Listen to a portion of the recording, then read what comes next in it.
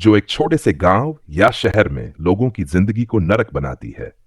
कहानी में एक कर्णपिशाचिनी, एक प्रकार की महिला शैतानी आत्मा होती है जो अपनी मौत के बाद बदला लेने के लिए ये जीवित लोगों पर हमला करती है। इस आत्मा का उद्देश्य सिर्फ डर फैलाना और लोगों की जान लेना होता है। कहानी का संक्षेप। कहानी की शुरुआत एक शांत और सुंदर गांव से होती है जहां लोग शांति से रहते हैं। लेकिन अचानक कुछ अजीब और डरावनी घटनाएं घटने लगती है। गांव के कुछ लोग बिना किसी कारण के मरने लगते हैं और कई लोग बीमार हो जाते हैं। लोग समझ नहीं पाते कि यह सब क्यों हो रहा है। इसके बाद गांव के एक पुराने बुजुर्ग या तंत्र मंत्र के जानकार व्यक्ति से पता चलता है कि गांव में एक कर्णपिशाचिनी का वास है। यह आत्मा एक महिला थी जिसने किसी क्रूर और अन्यायपूर्ण तरीके से अपनी जान गंवाई थी और अब वह अपनी मौत का बदला लेने आई है। यह आत्मा उन लोगों को अपना शिकार बनाती है जो उसे तंग करते हैं या जो उसे नजरअंदाज करते हैं। मुख्य पात्र और संघर्ष। मुख्य पात्र एक युवा लड़का या लड़की होते हैं जो इस आत्मा से जूझने के लिए आगे बढ़ते हैं। वे पहले तो इसे एक भ्रम समझते हैं, लेकिन जब डरावनी घटनाएं और हमले बढ़ने लगते हैं तो उन्हें समझ आता है कि यह एक वास्तविक खतरा है। वे पुराने तंत्र मंत्र के जानकारों से मदद मांगते हैं और धीरे धीरे इस आत्मा के पीछे के रहस्यों को उजागर करने की कोशिश करते हैं। कहानी में कई मोड़ आते हैं, जैसे कि पात्र को यह पता चलता है कि कर्णपिशाचिनी का जीवन असल में एक दुखद घटना से जुड़ा था और उसकी आत्मा को शांति तब ही मिलेगी जब उस घटना का समाधान निकाला जाएगा। लेकिन यह सरल नहीं होता क्योंकि आत्मा बहुत शक्तिशाली और क्रूर होती है। क्लाइमेक्स।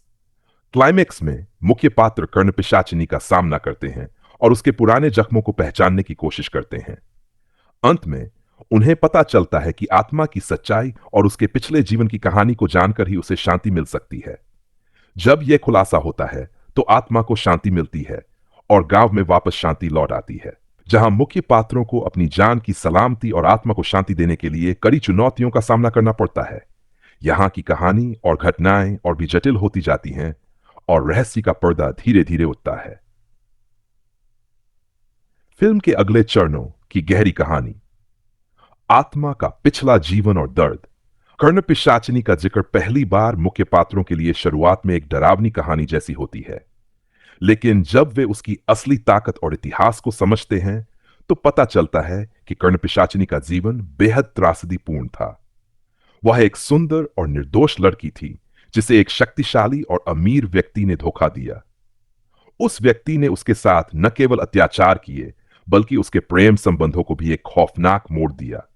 उसकी हत्या के बाद उसकी आत्मा जीवित लोगों से बदला लेने के लिए लौट आई, विशेष रूप से उस व्यक्ति के परिवार और उनके साथ जुड़े लोगों को निशाना बनाने के लिए। इसलिए कर्णपिशाचिनी केवल एक सामान्य भूत नहीं है, बल्कि यह एक प्रतिशोधी आत्मा है जो अपने दुख और दर्द को दूर करने के लिए उन लोगों को सजा देना चाहती है जिन्होंने उसके साथ अन्याय किया। मुख्य पात्रों का संघर्ष।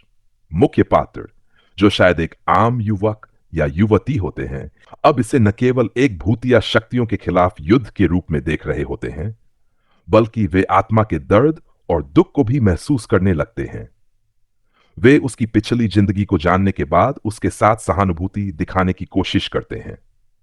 लेकिन यह समझना भी आसान नहीं होता कि एक व्यक्ति जो इतना नुकसान उठाने के बाद भी इतना खतरनाक और बदला लेने वाला हो, उस पर किस प्रकार से विजय पाई जा सकती है। मुख्य पात्रों को यह समझ में आता है कि आत्मा का बदला सिर्फ उसके शिकारों से नहीं, बल्कि उस दर्द और पीड़ा को भी समाप्त करने से ही हो सकता है जो उसे अपने जीवन में झेलनी पड़ी। वे उसकी आत्मा को शांति देने के लिए उस अतीत की घटनाओं को उजागर करते हैं जिसमें उस अमीर व्यक्ति की सच्चाई, धोखाधड़ी और उसकी निर्दोष हत्या शामिल होती है। मंत्र और तंत्र का उपयोग। कर्णपिशाचिनी की शक्तियों का सामना करने के लिए मुख्य पात्र तंत्र मंत्र और पुराने साधुओं से मदद मांगते हैं। वे जानने लगते हैं कि इस आत्मा को शांत करने के लिए एक विशेष अनुष्ठान की आवश्यकता होती है। अनुष्ठान के दौरान कई बाधाएं और खतरनाक घटनाएं घटित होती हैं। जैसे जैसे मुख्य पात्र उन मंत्रों और तंत्रों का पालन करते हैं, वे महसूस करते हैं कि आत्मा की शक्तियां उनकी कमजोरियों का फायदा उठाती हैं और वे बार जीवन मृत्यु की सीमा तक पहुंच जाते हैं।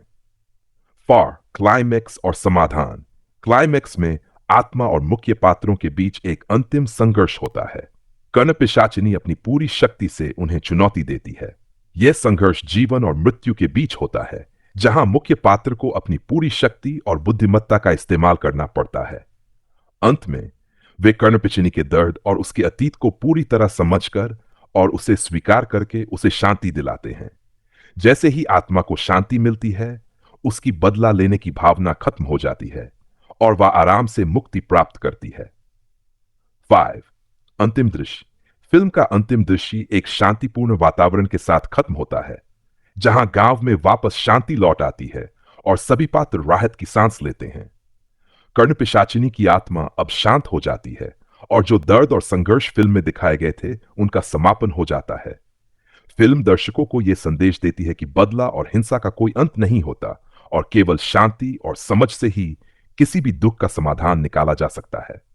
कर्णा पिशाचिनी 2 एक गहरी और मनोरंजक कहानी है, जिसमें डर, रहस्य और मानवता के तत्व मिलते हैं और अंत में यह समझाने का प्रयास किया जाता है कि हर बुराई के पीछे एक कहानी और कारण होता है, जिसे समझना जरूरी है। कि पात्रों को लगता है कि उन्होंने कर्ण पिशाचिनी की आत्मा को शांति दे दी है, लेकिन कुछ समय बाद उन्हें एहसास होता है कि शांति की प्रक्रिया अधूरी रह गई थी। यह आत्मा अब और भी शक्तिशाली बनकर लौट आई है, क्योंकि उस बदला लेने की भावना पूरी तरह खत्म नहीं हुई थी। आत्मा का उद्देश्य अब सिर्फ अपने दर्द का बदला लेना नहीं है, बल्कि वह पूरी दुनिया को अपने दर्द का एहसास कराना चाहती है। उसके साथ अब अन्य बुरी आत्माएं भी जुड़ जाती हैं, जो उसके दर्द को समझती हैं। ये नई समस्या मुख्य पात्रों के सामने एक बड़ा संकट पैदा करती है। एक प्राचीन रहस्य का खुलासा। मुख्य पात्रों को एक पुरानी किताब मिलती है, जिसमें कर्ण पिशाचिनी की कहानी के पीछे छिपे और गहरे राज का खुलासा होता है। यह किताब पिशाचिनी को केवल तंत्र मंत्र या अनुष्ठानों से हराया नहीं जा सकता। उसे हराने के लिए उसकी आत्मा को यह यकीन दिलाना होगा कि उसका दर्द और बलिदान व्यर्थ नहीं गया। लेकिन यह इतना आसान नहीं होता। इस किताब में यह भी लिखा होता है कि कर्ण पिशाचिनी का सामना करने वाले लोग अपने सबसे बड़े डर और गहरे राजों का सामना करेंगे। 8. मुख्य पात्रों का व्यक्तिगत संघर्ष। कर्ण पिशाचिनी हर उस व्यक्ति को अलग अलग तरीके से डराना शुरू करती है जो उसके खिलाफ खड़ा है। वह अपने परिवार से जुड़ी एक गुप्त घटना को सामने लाती है, जिससे वह कमजोर हो जाता है। मुख्य नायिका, उसे उसकी बचपन की गलतियों और अपराधों का सामना करना पड़ता है। साधु या तांत्रिक, आत्मा उसके सबसे बड़े असफल अनुष्ठान को सामने लाती है, जिससे उसकी शक्ति कमजोर होने लगती है। यह संघर्ष कहानी को और गहरा और रोचक बना देता है, क्योंकि हर पात्र को न केवल आत्मा से बल्कि अपने अंदर छिपे डर से भी लड़ना पड़ता है। कर्ण पिशाचिनी का अंतिम राज। मुख्य पात्र अंततः यह पता लगाते हैं कि कर्ण पिशाचिनी के पास इतनी शक्तियां क्यों हैं। उन्हें यह महसूस होता है कि आत्मा को उसके परिवार और समाज ने न केवल मार दिया, बल्कि उसकी आत्मा को बांधने के लिए काले जादू का इस्तेमाल किया गया था। इस काले जादू के प्रभाव के कारण वह आत्मा नष्ट नहीं हो सकती, बल्कि और भी शक्तिशाली बनती रहती है। उन्हें अब न केवल आत्मा को शांत करना है, बल्कि उस काले जादू को भी तोड़ना है जिसने उसे बांध रखा है। इसके लिए उन्हें एक विशेष स्थान पर जाना होता है, जहां आत्मा को मारने का अनुष्ठान किया गया था। अंतिम युद्ध और बलिदान। आखिरी दृश्य में मुख्य पात्र कर्ण पिशाचिनी को उस जगह पर बुलाते हैं जहां उसे मारा गया था। यहां एक खतरनाक युद्ध होता है। आत्मा अपनी सारी शक्तियों का इस्तेमाल करती है और कई बार ऐसा लगता है कि मुख्य पात्र हार जाएंगे। लेकिन अंतिम क्षण में मुख्य पात्र अपनी सबसे बड़ी कमजोरियों को ताकत में बदलते हैं और आत्मा को उसकी मानवता की याद दिलाते हैं। इस प्रक्रिया में कोई एक पात्र, संभवतः नायक या तांत्रिक, अपनी जान का बलिदान देता है। यह बलिदान आत्मा को मुक्त कर देता है और वह अंततः शांति में विलीन हो जाती है।